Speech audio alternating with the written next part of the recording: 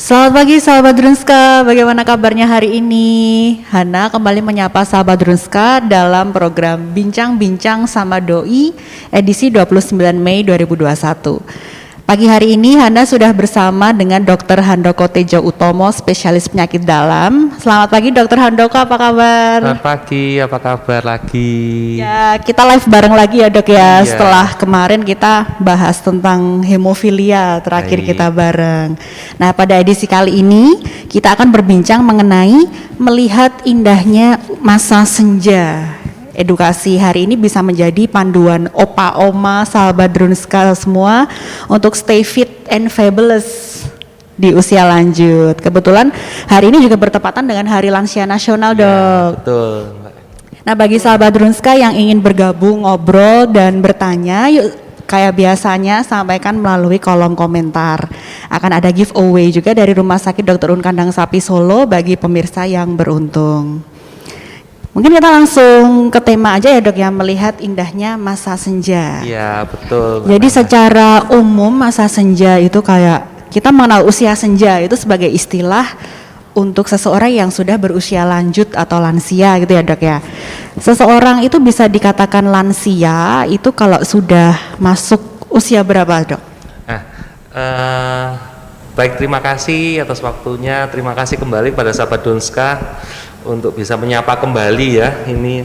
Dan kebetulan memang hari ini Mbak itu memang hari lansia, memang hari khusus untuk yang yangkungnya kita opa oma, engkong atau bobo yang di rumah gitu semua. Itu terus yang dikatakan lansia itu Mbak Nana itu kriterianya itu seperti yang ada di sini. Nah, siapa tuh lansia? Lansia itu adalah seseorang individu yang sudah mencapai usia 60 tahun ke atas.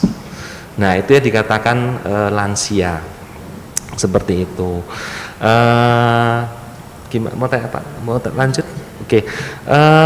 Yang seperti kita ketahui bahwa makin banyak populasi lansia di sini itu artinya negara kita memang sangat care dengan lansia ini ya Mbak Nana ya. Soalnya kan makin tahun jumlah lansianya makin naik, otomatis kan tingkat kesejahteraannya makin bagus untuk lansia ini. Nah, itu di tahun 2015 kemarin di survei itu sudah ada 22 juta. Untuk yang paling baru tahun 2021 nanti menyusul datanya ya Mbak Nana. Kan sementara kan masih konsentrasi dengan pandemi gitu ya sementara. Itu sebanyak 67%-nya itu kita bagi lagi. Jadi dari total 22 juta itu kita bagi lagi. Ternyata masih ada 10% dari itu yang masih terlantar Mbak Nana itu lansianya. Jadi mereka belum bisa melihat indahnya usia senja ini karena masih masih masuk kategori yang terlantar ini, kasihan sebetulnya. Nah, kemudian untuk itu nah ini seperti kita lihat lansia itu adalah seseorang yang sudah mencapai 60 tahun ke atas. Nah itu kita bagi dua, ada lansia yang potensial dan lansia tidak potensial. Lansia yang potensial itu lansia itu masih bisa kerja, jadi usia 60 tahun masih bisa kerja, masih bisa aktivitas sehat, masih bisa olahraga, terus masih bisa kumpul-kumpul gitu ya, itu masih potensial. Tapi ada beberapa tidak potensial, jadi terpaksa dia harus menggantungkan sama mau tidak mau sama keluarganya, sama anak-anaknya yang sudah biasanya pasien lansia yang punya komorbid sakit. Nah itu yang biasanya mereka harus menggantungkan dengan orang lain hidupnya itu. Nah, lansia itu dibagi lagi kriteria umurnya, ada lansia muda Mbak Nana itu 60 sampai 70 tahun, kemudian lansia dewasa 70-80 dan lansia yang sudah paripurna di atas 80. Begitu. Oke, kemudian penyakit apa aja sih Dok yang biasanya berisiko terjadi saat seseorang sudah memasuki usia senja? Pada umumnya itu sama Mbak Nana. Jadi penyakitnya itu ya sama seperti kita yang di usia bukan lansia ya. Cuma memang kapasitasnya untuk bicara masalah penyakit yaitu memang kapasitas lansia itu lebih spesifik, lebih khusus. Kenapa? Karena memang beberapa fungsi organnya itu kan sudah mengalami penuaan, penurunan. Jadi memang ada penyakit-penyakit yang justru bisa menjadi bumerang dia yang sekiranya bisa diobatin, tetapi karena sudah ada masalah organ atau masalah gangguan fisiknya itu otomatis ya penyakitnya bisa memburuk gitu penyakitnya itu. Terus apa sih gejala umum yang sering dirasakan oleh orang yang sudah berumur gitu ya? Apakah misalnya selain mudah lelah, kaki pegal, nyeri punggung gitu biasanya dok ya? Iya Mbak Nana. Jadi kan memang gini, kalau lansia itu kan, nah ini kita kasih beberapa contoh ya. Nah, jadi pada lansia itu perubahan fisik itu bisa terjadi. Kenapa? Karena memang ya sel-selnya kita tuh akan menurun. Sel-sel kita tuh punya umur juga, Mbak Nana. Nah, kalau semakin usianya semakin usur, itu jumlah selnya akan semakin sedikit dan ukurannya biasa lebih besar. Kemudian ada lagi sistem sarafnya kita, otaknya itu bisa menurun juga, beban otaknya itu kan memang mengalami proses degenerasi, kalau kita bilang itu proses penuaan. Jadi ya memang lansia biasanya terus ototnya juga bisa mengecil. Prosesnya yang semulanya dia anabolik, dia switch ke katabolik lebih besar sehingga ototnya berkecil. Nah, otot mengecil, sering pegel, jalannya juga semakin istilahnya timi-timi, susah kalau mau jalan. Terus kemudian matanya juga, sel-sel di matanya sehingga matanya bisa kabur.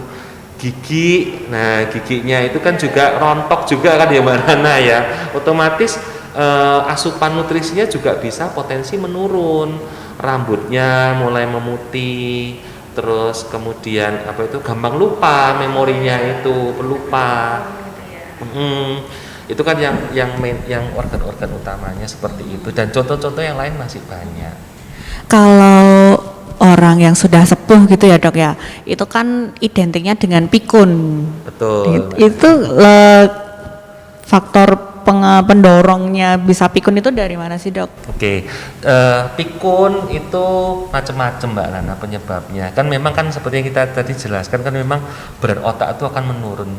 Otomatis fungsi otak juga akan menurun. Memorinya dia itu juga akan menurun sehingga pasien lupa tuh untuk fungsi memori seperti, tapi ada juga beberapa fungsi kognitif terutama. Fungsi kognitifnya itu juga bisa menurun. Fungsi kognitif itu contohnya pasien bisa ya komunikasi, pasien bisa memahami pemahaman terhadap ini, terus dan banyak lagi fungsi kognitif itu dia akan otomatis menurun. Terus, nah permasalahannya juga seperti ini. Jadi memang permasalahan pada lansia itu bisa terjadi penurunan kondisi fisik. Kondisi fisik menurun memang karena kan kondisi seluler dan juga kondisi organnya kan juga sudah tidak sama ya makna dengan kita ini masih muda. Terus kemudian terjadi ya bisa penurunan fungsi dan potensi seksualnya. Terus kemudian perubahan aspek psikososialnya juga.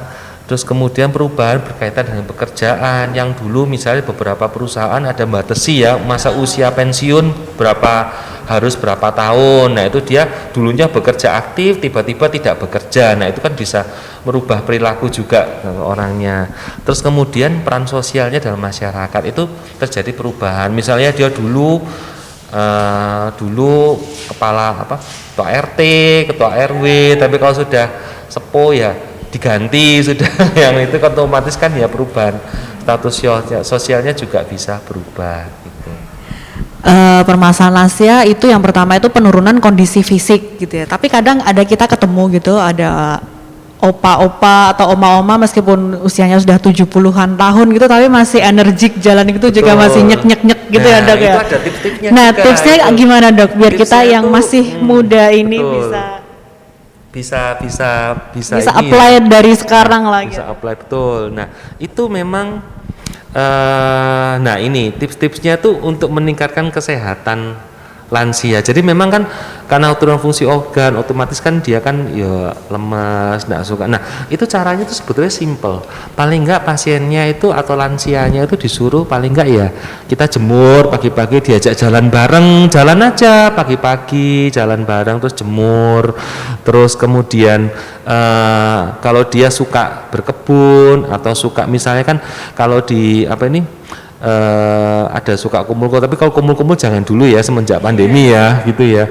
Kalau ada kegiatan misalnya suka nyanyi aja, mendengarkan radio, membaca buku apapun itu ya enggak apa-apa, enggak usah masalah gitu. Aktifkan aja seperti itu. Jadi isi dengan kegiatan-kegiatan yang kalau bisa masak, apalagi dulu nenek saya umur 80-90 tahun masih bisa masak loh, masih bisa masak dulu. Terus ya jangan lupa makan makanan yang sehat, seimbang gizinya. Istirahat ya minta disisihkan yang cukup. Terus kemudian ya kalau memang ada komorbid atau penyakit ya mana itu ya dicekkan rutin, dipantau. Nah dipantau tuh kalau bisa ya jangan yang pasiennya, lansianya ini, tapi keluarganya minta tolong juga memantau kondisi kesehatan papa mamanya yang sudah sepuh ini gitu. Oke, jadi tips-tipsnya tadi bisa diaplikasikan. Jadi mulai dari usia 20-an, 30-an kita tetap aktif ya Dok ya, diusahakan. Nah, ini ada tip lagi. Nah, ini tipsnya ini justru untuk menjaga kesehatan sampai lansia itu tidak dimulai pada saat sudah usia terus kita jaga, enggak. Justru harus dimulai dari dini, usia dini ini. Justru dari masa kehamilan, masa balitanya itu. Jadi kalau pada kehamilan ya tolong dijaga keseimbangan nutrisinya, asupan nutrisi yang cukup. Terus kemudian masa balita ikut ASI eksklusif, terus kemudian imunisasinya cukup semua, vitamin, pemantauan tumbuh kembang, pada saat usia sekolah gizinya seimbang, pada saat umur-umur sekitar kita ini olahraga teratur, kalau memang bisa check up ya tolong dicek upkan kesehatannya, kalau sudah ketemu penyakit cepet diobatin dulu, jangan sampai nanti di usia tua barusan diobati ya sudah terlambat ya mana gitu. Jadi kalau bisa ada usia-usia kita kalau sudah ada penyakit komorbid, darah tinggi itu cepat diobatin dan itu di maintain sampai usia di atas 60 itu. Ibarat kita sekarang sudah mulai nabung Mbak Nana ini ya. Untuk masa tuanya. Dokter Handoko ini udah ada sahabat Drunska yang join, pengen ikut ngobrol bareng nih sama Dokter Handoko. Jadi ini ada dari titik Rian. Ada 2 pertanyaan nih Dok, satu-satu dulu ya. Jadi nutrisi apa saja yang harus dikonsumsi agar lansia tetap sehat Dok, apalagi di masa pandemi sekarang ini? Baik, terima kasih atas pertanyaannya. Kalau nutrisi itu sebetulnya pada usia tua itu bebas, tidak ada kecuali kalau ada penyakit ya mana ya. Nah itu tetap ngikuti kaidah penyakitnya. Tapi kalau untuk dia sehat nutrisi itu sebetulnya nutrisi yang seimbang, sehat, cukup vitaminnya, terus kemudian cukup proteinnya, cukup karbonnya dan cukup lemaknya. Kenapa? Karena pada usia tua itu metabolisme kita tuh switching. Kita bukan metabolisme yang anabolik atau membangun, tapi justru kita switch ke yang katabolik. Jadi bisa, ini contohnya kayak beberapa pasien saya dulu gemuk. Dulu waktu usia mudanya dia gemuk, memang komorbid obes. Terus kemudian di usia tua malah turnover, dia malah jadi kurus sekarang gitu. Gitu padahal nggak ada penyakit, dicek kan semua tuh normal. Tapi dia turnover kurus. Nah, itu karena memang proses katabolismenya itu lebih banyak compare sama yang anaboliknya ini. Nah, itu memang makanya nutrisi apa ya paling enggak cukup proteinnya, cukup vitamin, cukup karbohidratnya. Nah itu dan itu sih bisa dikonsulkan sih Mbak Nana ya. Biasanya konsul ke bagian gizi ya gitu. Selanjutnya ada pertanyaan lagi dari titik Rian lagi Dok. Ini ibu saya lansia usia 70 tahun. Alhamdulillah masih sehat. Tapi saya agak worry apalagi di masa pandemi sekarang ini.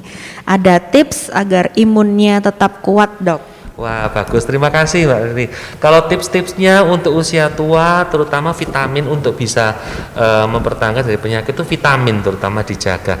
Nah usul buat Bu Titi ini kalau bisa dicek kadar vitamin D3-nya terutama itu, karena memang vitamin D3 itu dia berperan besar dalam imunitasnya kita ini. vitamin D3 itu bisa dicek, terus kemudian nanti kalau memang kurang ya nanti akan diberi vitamin D3-nya itu. Gitu. Kalau yang dari bahan-bahan alami yang bisa didapatin dok, sumber vitamin D3 itu apa aja dok? Buah-buahan, terus kemudian vitamin D itu biasanya dari ya gandum, roti, protein juga. Tapi jangan lupa jemur. Nah, berjemur juga itu vitamin D alami. itu dia mengaktifkan vitamin D kita dari dalam tubuh yang nggak aktif itu kalau dia dengan sinar matahari itu diaktifkan. Tapi ya jemurnya jangan yang di atas panas sekali ya, gosong nanti ya. Yang efektif jam berapa dok? Efektifnya ya jam-jam 7, jam-jam 8 yang mataharinya itu masih nggak terlalu panas. Terus kemudian ini jangan lama-lama, cuma 10-15 menit aja cukup sekali itu. Nggak usah, jangan terlalu lama gitu. Jam 7 sampai jam 8 pagi cukup 15 menit aja ya dok ya. Biasanya sambil jalan-jalan pagi cari sarapan. Betul, cari sarapan gitu. Ada lagi dok, pertanyaan ini udah banyak yang join ini sahabat Drunska. Dari Betaniel. Dok, saya punya nenek yang kalau makan dan masak pakai garam cukup banyak, suka makanan asin, padahal punya tensi tinggi. Sudah diberitahu susah sekali. Ada alternatif pengganti garam nggak dok? Nah, untuk garam memang kalau untuk tensi tinggi ya tolong dikurangi. Tolong dikurangi ya, dikasih pengertian. Kadang-kadang memang orang tua tuh kadang-kadang susah ya. Jadi kita yang mesti muda-muda tuh mesti ya sabar. Mesti ya harus ngasih tahu nih mak, oma gini. Kalau memang kadang-kadang keluarga ya enggak bisa ngasih tahu ya, kalau perlu bantuan bantuan siapa untuk bisa ngasih tahu ya enggak apa-apa. Kalau untuk garamnya ya kalau memang ada darah tinggi sedikit aja garam, sama tolong vetsinnya juga sedikit, karena vetsin itu juga mengandung garam cukup banyak itu. Jadi santan juga, makanan yang santan, terus kemudian vetsin, terus garamnya itu ya sedikit, secupur kecil aja gitu. Memang kalau nggak pakai garam, nggak pakai vetsin nggak enak, tapi kalau memang sudah ada tensi tinggi ya kita sudah mulai berubah ya pola makannya kita ya. Terus jangan lupa dikontrol tensinya, minum obat teratur, kalau bisa check up kesehatannya rutin. Kalau memang sudah ada penyakit ya segera diobatin gitu. Kalau untuk usia lansia tensi normalnya di angka berapa dok? Oke, kalau tensi normal tidak ada kriteria lansia. Jadi ada beberapa kriteria, ada WHO, ada ini. Tapi kalau untuk yang sekarang tidak ada kriterianya. Tetap di atas 130/90 sudah dianggap hipertensi. Itu tidak ada kriterianya kalau sekarang itu. Cuma kita lihat sudah adakah komplikasi. Nah, kalau pada usia tua itu biasanya hipertensi sudah disertai dengan pasti sudah ada tanda-tanda komplikasinya sudah ada. Nah, itu kita tetap harus ngobatin dan di-maintain itu. Jadi nanti Ibu Betaniel pakai penjelasannya Dokter Handoko aja kalau masih susah diberitahu. Enggak, dulu nenekku juga begitu. Oh, iya. Seneng masak usia 80 akhir menjelang 90 tuh masih bisa masak gitu. Kalau kita kumpul keluarga dia yang masak lu sendiri. Dan masakannya enak gitu. Biasanya kalau udah oma-oma gitu masakannya udah nggak ada yang nandingin. Enak masak sendiri. Lanjut dok, dari Ibu Titi Irian lagi dok. Dia bertanya yang ketiga kalinya. Untuk menjaga kesehatan tulangnya nih, apakah boleh lansia mengkonsumsi kalsium setiap hari dok? Oke, kalau untuk kalsium memang kita harus mengukur dulu kadar kalsiumnya. Dan memang tulang itu kalau kan dia kan seperti kita bilang tadi Mbak, kalau dia sudah usia tua tulangnya tuh akan katabolik, jadi dia akan gampang osteoporosis. Nah itu memang ya kebutuhan kalsium, tapi yang paling penting selain kalsium vitamin D tadi. Vitamin D itu penting sekali untuk metabolisme tulangnya ini juga. Itu kuncinya sih sebetulnya. Kalau memang sudah ada osteoporosis, tanda-tandanya ya diobatin nanti gitu. Ada, jangan khawatir. Dan kalau enggak ya tetap olahraga, tetap jalan. Untuk kenapa? Nah ini ada tips, ada sedikit tips dari gambarnya saya ini. Nah ini mitos lanjut usia tuh enggak butuh olahraga. Nah, itu salah.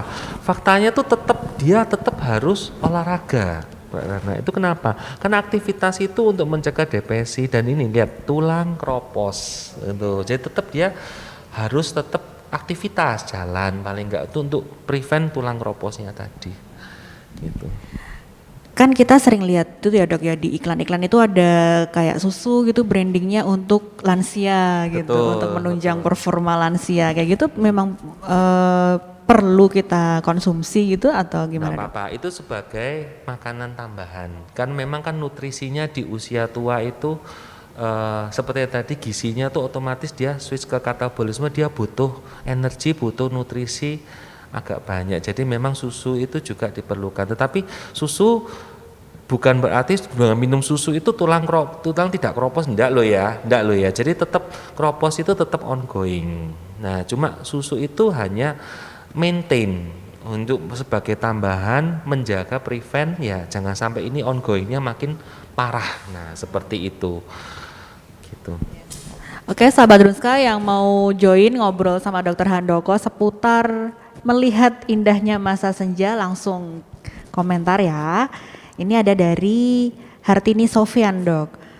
Untuk menghindari high kolesterol tinggi di usia senja, adakah makanan yang perlu dihindari? Oke, untuk high kolesterol ya memang kita harus mengurangi lemak-lemak ya. Tapi kan mostly sekarang ini lemaknya ya enak-enak ya. Kulit Makan goreng berlemak, gitu ya. goreng-goreng. Nah, itu utama itu kan memang ya itu kalau sudah lemak tinggi. Nah, kita mesti melihat dua. Pertama yang kita lihat itu adalah yaitu makanannya itu.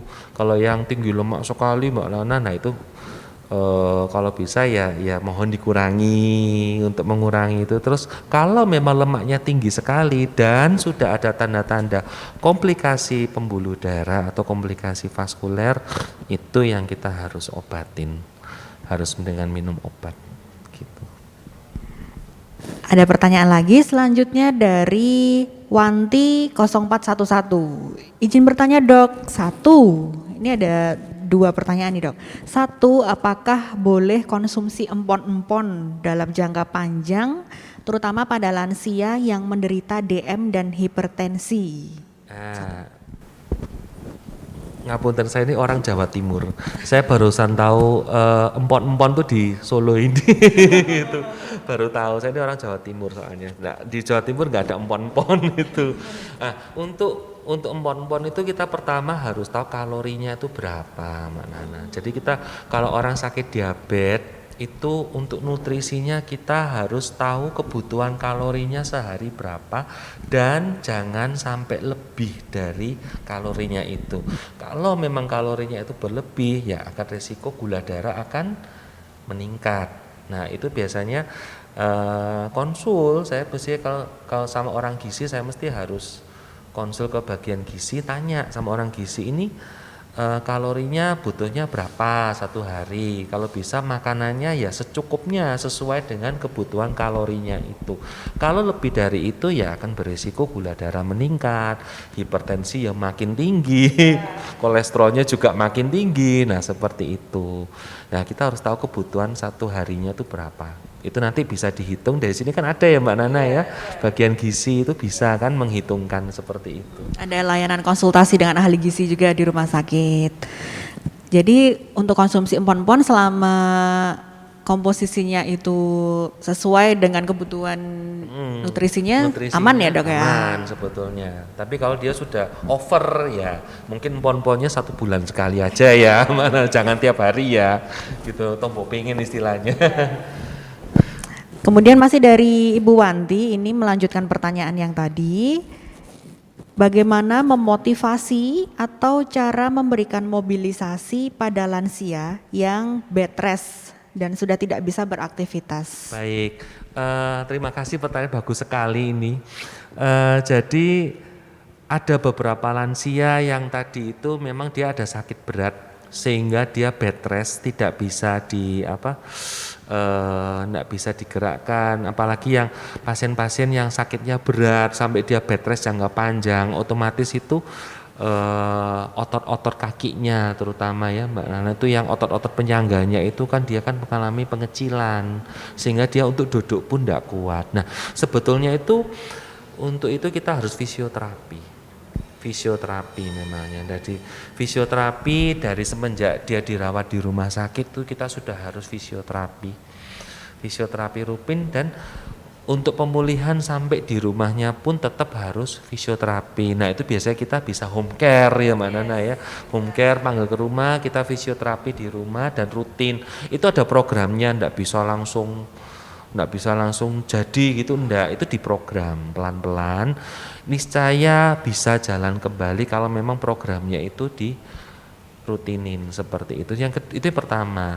Itu yang kedua, tetap nutrisi, kan otot kan seperti kan kalau kita fitness ya, kalau kita masih muda ikut gym atau ikut fitness, nah itu kan kalau pada saat kita fitness kan ototnya kan dibongkar ototnya. Nah kita kalau base fitness ada beberapa teman itu sampai minum susu, nah itu untuk bangun ototnya kembali. Nah pada usia tua juga seperti itu, lama otot itu tidak dipakai, lama dia mengecil, kebongkar dengan sendirinya dengan katabolismenya itu. Nah itu mau tidak mau kita harus melatih kembali, dan kebutuhan nutrisi untuk ototnya itu juga diperhatikan seperti itu. Jadi memang merawat orang tua itu susah.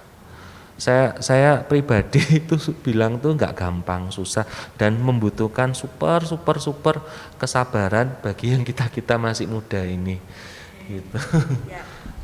Tadi sempat nyerempet sedikit soal gym atau fitness ya dok ya. Ini aku kayak ada pertanyaan gitu. Konsumsi kalau kita nge-gym itu kan kadang suka konsumsi protein shake itu loh dok. Betul. Itu kalau misalnya kita di usia muda gini rutin sering minum kayak gitu, ada efeknya nggak dok nanti pas udah usia senja? Nah, kita harus tahu fungsinya dulu Mbak Nana. Itu minum itu kan kalau kita ke gym kan kita bongkar dulu ototnya, terus kita kan mengkoreksi itu. Nah, tapi bukan berarti, nah itu kita kembali lagi, kita harus hitung kalau orang nge-gym itu kan harus tahu kebutuhan kalorinya satu itu berapa. Nah, kalau dia PT-nya dia pintar, dia sekalian bisa ngitungkan kalorinya. Nah, itu bisa dihitung dan bisa di planning makanannya kita itu yang apa gitu loh, supaya dan itu memang programnya ya enggak seperti pada umumnya gitu. Tapi kalau ikut program itu niscaya ya badan bisa bentuk. Tapi efek sampingnya apa? Enggak ada sih. Sama masih tidak ada penyakit, tidak ada komorbid ya, tidak ada komorbid. Itu enggak masalah sih untuk konsumsinya, itu tidak ada efek samping. Dan tujuan kita minum susu yang shake itu untuk bangun ototnya kita gitu, dan dia pengganti makanan seperti itu.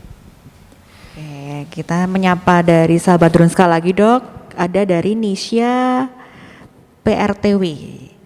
Selamat pagi dok, saya mau bertanya apakah usia lansia itu harus mengkonsumsi susu yang tadi brandingnya untuk tulang lansia itu ya dok ya, apakah harus dikonsumsi terus menerus? Apakah berdampak baik jika dikonsumsi berlebihan? Tadi sudah sempat dijelaskan sedikit, ya, tapi mungkin perlu dijelaskan lagi dok. Baik, sebetulnya susu pada usia lansia itu dia fungsinya sebagai nutrisi, pencukup pemenuhan kebutuhan nutrisi. Kadang dia intake-nya dari makanan itu tidak cukup Mbak Nana. Jadi tetap kita harus butuh bantuan susu untuk mencukupi intake-nya dari kebutuhan nutrisinya itu. Mungkin mungkin ada beberapa usia tua kalau ada gangguan gigi. Nah, gangguan gigi itu kan susah. Kalau makan sayur kecantol giginya ya kan, akhirnya tidak mau makan sayur. Kalau makan daging yang berserat kecantol, males, akhirnya makan daging, kan pada usia tua seperti itu. Terus kemudian mau pakai gigi palsu enggak mau kita, karena dengan masalah gigi aja itu bisa menyebabkan terjadinya kekurangan gizi atau malnutrisi, mau enggak mau kita bantu dengan susunya itu. Nah itu seperti itu kembali. Nah soalnya pengalaman sih dulu engkong saya begitu, dia waktu dulu masih sekarang opa oma saya udah nggak ada. Cuma dulu waktu itu masalah gigi aja dia itu. Kalau dia giginya makan sayur enggak mau karena dia kan nyakot giginya itu kan susah ya, gigit itu susah sayurnya. Terus kalau daging yang banyak seratnya juga dia enggak mau. Jadi berarti terpaksa kita yang itu ya bantuin motongin wortel. Jadi pilih sayur yang enggak berserat, yang kayak wortel kayak gitu dipotongin kecil-kecil supaya dia bisa makan gitu dengan itu. Terus gigi palsu kadang-kadang dia juga sering lupa pasang gitu loh. Terus wayane makan tapi lupa pasang gigi palsunya gitu loh. Itu seperti itu. Memang faktor pendukung dari keluarga untuk bantu Betul. mengingatkan itu penting banget ya Dok Faktor ya. keluarga sangat ini karena memang usia tua ya keluarga itu nomor satu dulu, nomor satu. Ini tuh kayak kalau memasuki usia senja kadang kita tuh fokus ke kesehatan fisiknya aja gitu ya. Nah, padahal kan sumber kebahagiaan tuh bisa datang dari kesehatan mental juga, mentalnya Betul, para betul lansia sekali. ini. Gimana sih Dok cara biar para lansia ini tetap merasa optimis gitu? Betul Mbak Nana. Jadi pada usia tua itu kan otaknya mengecil ya kan, otomatis neurotransmitter di otaknya dia juga berubah juga cenderung biasanya itu depresi pasiennya itu, lansianya itu sering kepikiran loh. Kalau misalnya kan mungkin ya tuntutan hidup juga ya, anak-anaknya pisah-pisah semua ya kan, ikut anaknya misalnya anaknya 3, anaknya 4 tapi pisah-pisah rumah, ndak satu rumah sendirian. Nah itu mungkin juga mentalnya batinnya itu juga otomatis ya ndak sama dengan yang bisa tinggal satu keluarga. Cuma kadang-kadang juga ini lansia juga kadang-kadang juga istilahnya itu ya karpe dewe juga, ndak mau ikut sama anaknya, dia tetap mau di rumah ini. Nah itu kan itu kita yang mesti harus sabar-sabar. Terus ya di program tetap nanti hari Minggu kumpul bareng kayak dulu omak saya itu begitu. Jadi anak-anaknya sudah pisah-pisah rumah semua, sendiri di rumah. Sendiri itu omak saya itu. Terus kalau hari Minggu itu sudah telepon, kok enggak datang ya. Nah, kita yang anak-anak ini anak-anak ini terus kemudian cucu-cucunya ini ya datang, ya paling datang ke sana dulu saya bawain bubur, makan bubur sama-sama gitu. Hari libur mesti ke sana dulu. Jadi memang itu bukan untuk kita tapi untuk kebahagiaan orang tuanya juga. Memang ya karena tuntutan hidup ya, kita terpaksa harus berpisah dengan mereka, nggak satu rumah itu. Tapi ya namanya itu ya tetap kita harus ya usaha ya, jangan sampai dia depresi gitu. Sendirian tuh nggak enak juga loh. Jadi kuncinya tuh support sistemnya ya Dok Supportnya. ya. Kemudian ada pertanyaan lagi Dok dari Ibu Titi Irian lagi nih. Apakah benar Dok semakin sepuh usia akan semakin sulit tidur di malam hari? Betul sekali, betul sekali. Pengalaman sama kakek saya sendiri, opak saya sendiri. Itu dulu semakin sepuh itu dia itu sulit tidur, bahkan waktu tidurnya tuh berubah, Mbak Nana. Jadi engkong saya dulu itu 48 jam tidur, 48 jam on. 2 Gitu. hari tidak tidur. 2 hari enggak tidur. 2 hari enggak tidur, 2 hari tidur. Nah, hasil apa? Karena dia perubahan pola tidurnya ini. Perubahan pola tidur itu pada saat dia tidur nutrisi enggak cukup. Mau enggak mau saya harus waktu itu terpaksa dipasang sonde. Mbak Nana, kasihan. Usia itu udah usia 90-an. Mau enggak mau pasang sonde. Kalau dia tidur enggak bisa dibangunkan. Kalau dia bangun marah-marah dia, enggak bisa bangun, terpaksa kita sonde, kita masukkan susunya, kita masukkan nasinya dari sondenya itu. Memang seperti itu. Kadang ada yang enggak tidur gitu. Jadi kadang-kadang enggak bisa tidur, minta obat tidur itu juga bukan solusi loh Mbak Nana. Karena memang basically dia fungsi otaknya sudah yang ngatur tidurnya, CPU-nya itu sudah error gitu loh, sudah tua, sudah itu otomatis seperti itu. Apalagi tidak seperti yang usia-usia produktif gitu kan, tuntutan memang pagi harus kerja gitu misalnya Dok ya. Kalau misalnya udah lansia kan sudah pagi aktivitasnya udah bebas gitu. Gangguan tidur tuh apa aja terjadi. Gitu.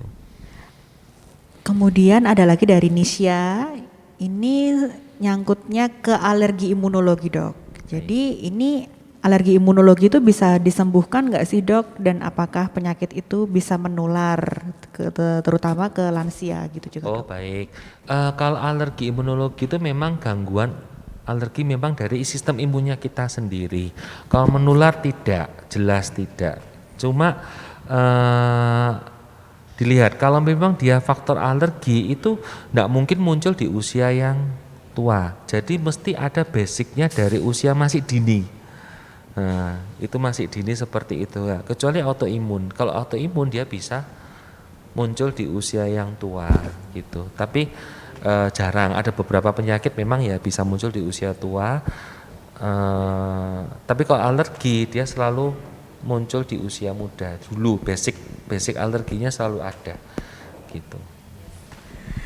Ada lagi dok dari Huafung 1394. Apakah dengan rutin olahraga, menjaga pola hidup, pola makan dan minum akan membuat usia senja kita indah dok? Sangat betul sekali. Ya, betul sekali. Jadi olahraga rutin. Ada loh usia 70 masih renang. Masih renang kuat loh. Saya aja kalah. Loh dia masih bisa keliling. Itu waktu saya di apa itu masih dulu kan saya seneng renang ya. Itu ada ketemu itu usia 70 dia renang itu santai. Suwehat itu opaknya itu. Masih bisa pulang tuh nyetir sendiri. Usia 70 nyetir sendiri pulang gitu. Jadi olahraga, pola makan, dia jaga pola makannya betul-betul. Memang ada sakit hipertensi diobatin betul-betul, usia 70 masih sehat sekali kayak orang, badan itu bagus sekali. Gitu loh, bukan badan yang apa ya, yang gemuk, terus badannya itu masih seger, mukanya itu kelihatan awet muda. Gitu. Jadi kelihatan fit fabulous gitu ya dok? Fabulous sekali.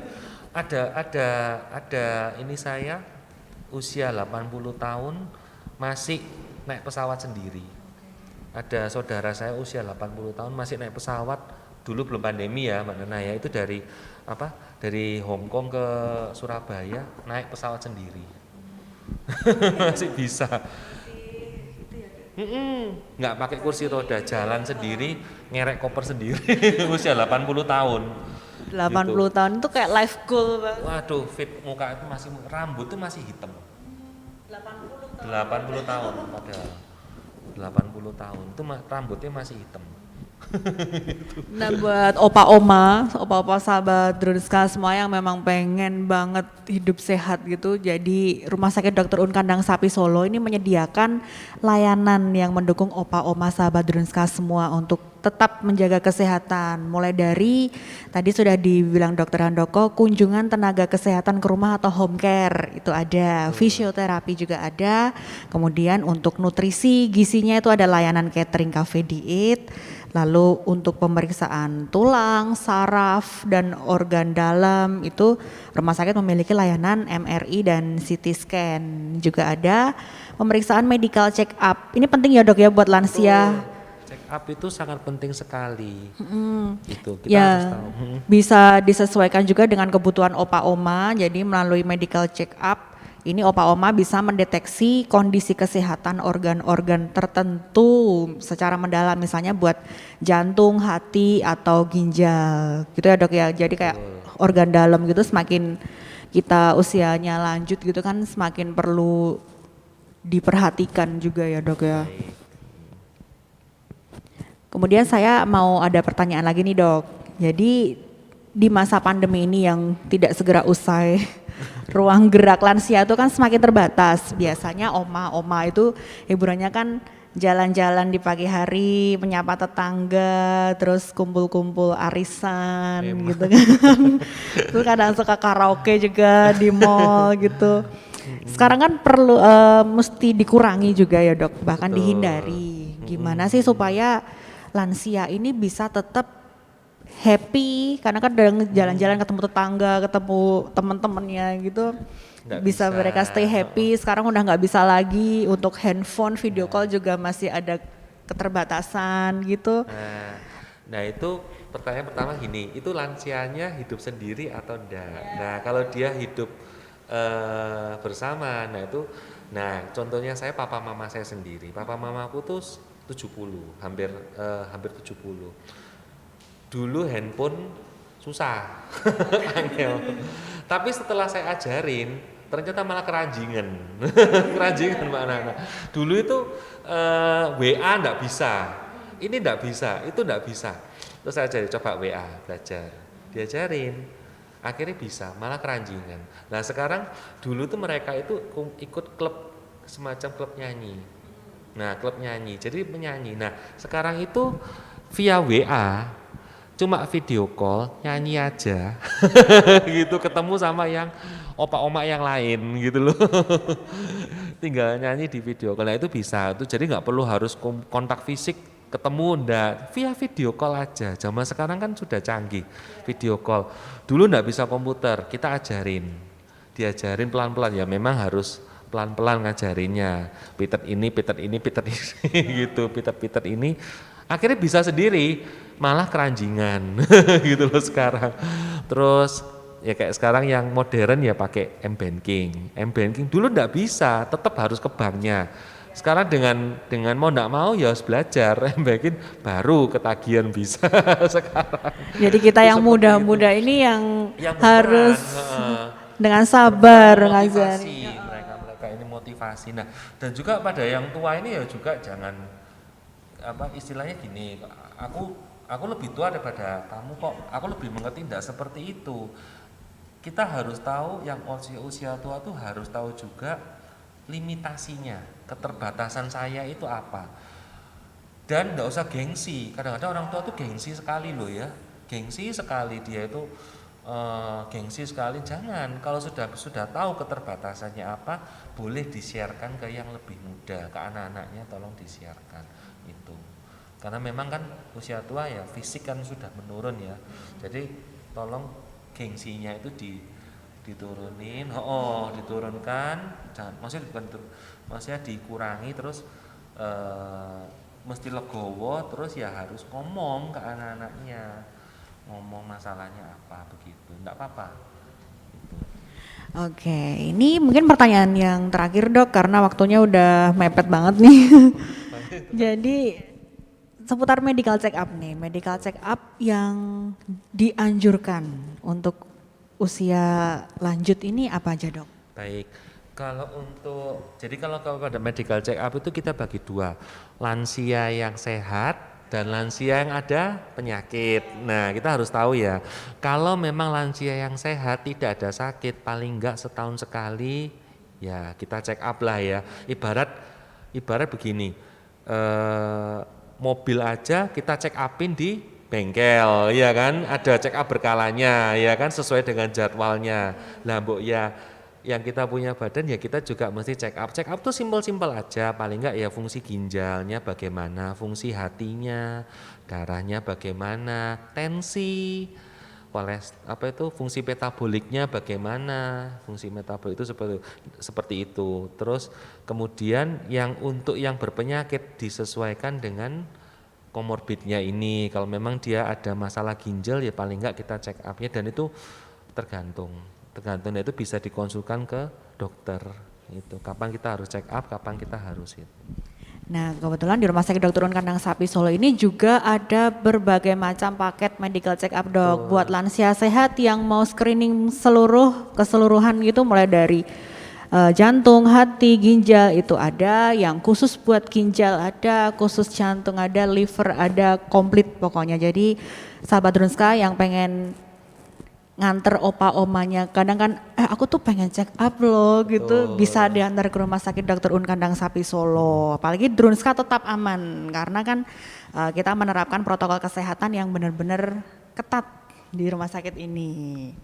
Oke Dokter Handoko, nggak kerasa kita udah ngobrol hampir 1 jam. Terima kasih untuk edukasi dan informasi yang sudah diberikan buat sahabat Drunska Dokter Handoko. Terima kasih juga untuk semua sahabat Drunska yang sudah setia mengikuti dari awal hingga akhir. Buat yang tadi udah join ngobrol bareng, pemenang giveaway Bincang-Bincang sama Doi edisi hari ini akan diumumkan melalui postingan Instagram TV. Jadi stay tune di Instagram @drunska. Tetap jaga kesehatan dengan makanan yang bergizi. Buat sahabat Drunska, jangan lupa untuk selalu cuci tangan dengan sabun, jaga jarak fisik dengan orang lain, pakai masker, pakainya juga yang nutup hidung dan mulut, enggak yang di dahi. Kemudian kalau nggak ada keperluan, nggak ada kepentingan, sebisa mungkin stay at home atau di rumah Satu aja. tips lagi, Yes, Mbak benar. Nanas, buat lansia. Untuk memori. Nah, usahakan kalau pada lansia tuh membaca. Jadi kalau ada koran, kalau memang ada masalah mata cepat dikoreksi. Terus kalau dia bisa membaca, baca buku itu bagus untuk mengurangi kepikunan tadi. Dan selain membaca, setelah selesai membaca itu kita recall, kita tanya apa sih dibaca tadi, ceritanya apa. Kalau dia senang dulu kayak apa itu omak saya, dia senang baca buku cerita. Nah nanti di ending itu kita tanya apa sih tadi ceritanya. Nah itu ceritanya bagaimana. Kalau dia bisa menceritakan kembali itu memorinya sangat bagus sekali. Itu seperti itu tips itu. Isi TTS gitu juga bisa. Boleh isi TTS itu melatih itu. Terus ya itu baca sih, dulu nenek saya baca terus saya tanya ini ceritanya bagaimana. Terus kalau dia senang baca itu ya simpel-simpel aja tentang cerita ini ceritanya perang lawan apa gitu. Dia bisa recall semua itu. Gitu. Oke. Jadi untuk mencegah kepikunan bisa oma-opa diajak membaca, isi TTS juga bisa di Drunska, Rumah Sakit Dr. Kandang Sapi Solo juga ada program dok, kuis TTRS. Oh iya betul. Teka-teki rumah sakit. Itu bisa dicek di Instagram Drunska. Jadi kadang ada celing, ini ada lomba TTRS teka-teki rumah sakit. Jadi bisa nih diajak buat recall memori opa oma biar nggak gampang pikun. Oke sahabat Drunska, selamat melanjutkan aktivitas. Jangan lupa untuk tetap menjaga kebersihan, kesehatan, dan tadi stay at home, tetap di rumah aja. Kita berdoa semoga wabah virus corona ini segera berakhir. Rumah Sakit Dr. Kandang Sapi Solo aman untuk Anda. Sampai jumpa di acara bincang-bincang sama doi selanjutnya. Bye.